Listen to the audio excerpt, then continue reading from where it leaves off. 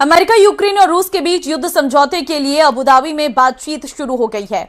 यह पहली बार है जब तीनों देश एक साथ एक टेबल पर आए हैं। लेकिन इस बीच फ्रांस ने रूस के एक तेल जहाज को पकड़कर पुतिन को भड़का दिया। वहीं ट्रंप की टीम से 3 घंटे तक चली बैठक के बाद पुतिन ने फिर से साफ कर दिया है कि युद्ध रुकने की सिर्फ एक शर्त है और वो है डॉनबास रूस को दे दिया जाए, जिसके लिए जेलेंस्की तैयार नहीं हो रहे।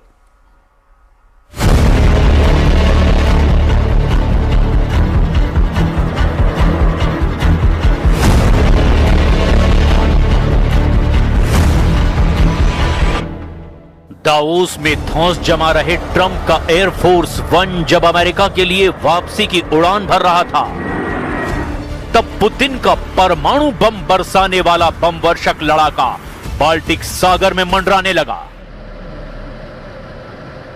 बर्फीले रनवे पर दहाड़ते पुतिन के सबसे विनाशकारी बॉम्बर के साथ फाइटर जेटों ने भी उड़ान भरी।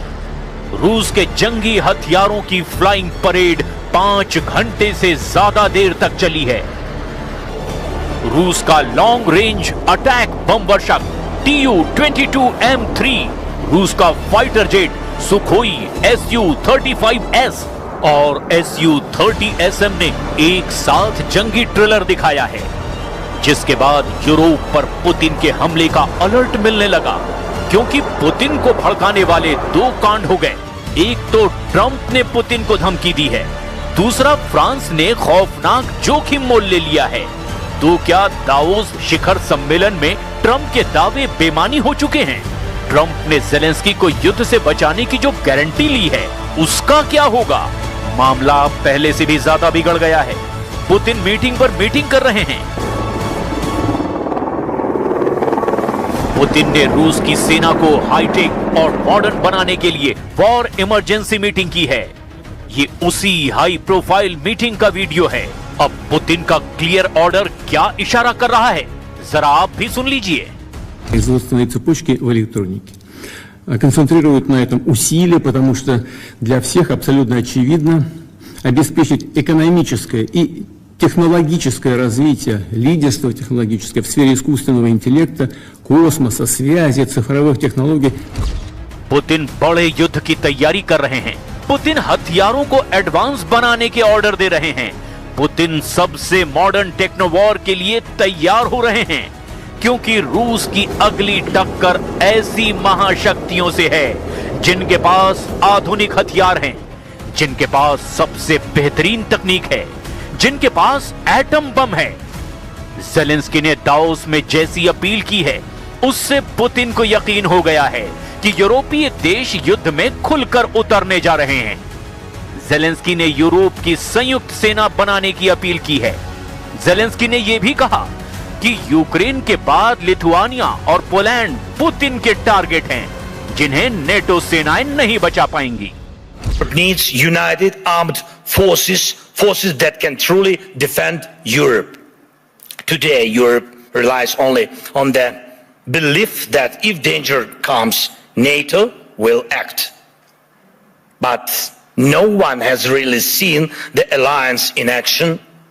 If Putin decides to take Lithuania or strike Poland, who will respond? Zelensky के भड़काने के बाद फ्रांस ने रूस के एक तेल टैंकर को रोक लिया है। फ्रांस ने पुतिन पर यह एक्शन ब्रिटेन से मिले इंटेलिजेंस इनपुट के बाद लिया है। राष्ट्रपति इमैनुअल मैक्रों ने पुतिन के ऑयल टैंकर को पकड़ने के बाद रूस को खुली धमकी दे डाली है। मैक्रो ने सोशल पोस्ट में लिखा कि वो रूस को युद्ध के लिए अवैध तरीके से फंड नहीं जुटाने देंगे। फ्रांस ने रूस के जिस जहाज को पकड़ा है, उसका नाम ग्रिंच बताया गया है। जब ये तेल का जहाज भूमध्य सागर से गुजर रहा था, तब फ्रांस ने इसे कब्जे में ले लिया। फ्रांस ने जानकारी दी कि ग्रिंच जहाज पर फर्जी झंडा लगा था। फ्रांस ने इंटरनेशनल कानून का हवाला देकर पुतिन का तेल टैंकर पकड़ा तो जेलेंस्की खुश हो गए। लेकिन रूस के जहाज को पकड़ना मैक्रों को बहुत भारी पड़ सकता है, क्योंकि पुतिन का दिमाग बहुत ज्यादा गर्म हो गया है। क्रेमलिन में अमेरिकी प्रतिनिधियों से हुई बैठक में पुतिन ने कई बार नाराजगी जाहिर की है। जगह क्रेमलिन, मॉस्को, रूस। हस्तियां प्रेसिडेंट पुतिन, ट्रंप के दूत स्टीव विटकॉफ, ट्रंप के दामाद जेरेड कुशनर और व्हाइट हाउस के सलाहकार जोश ग्रीनबाउम। आधी रात ये चारों लोग बैठक कर रहे थे। बैठक का पहला घंटा पुतिन के लिए हाई टेंशन में गुजरा, लेकिन पुतिन युद्ध रोकने के कई ऑफर से खुश भी हुए। दूसरा घंटा शुरू हुआ तो पुतिन ने अपनी शर्तें बतानी शुरू की, जिसे सुनकर ट्रंप की टीम की टेंशन बढ़ने लगी।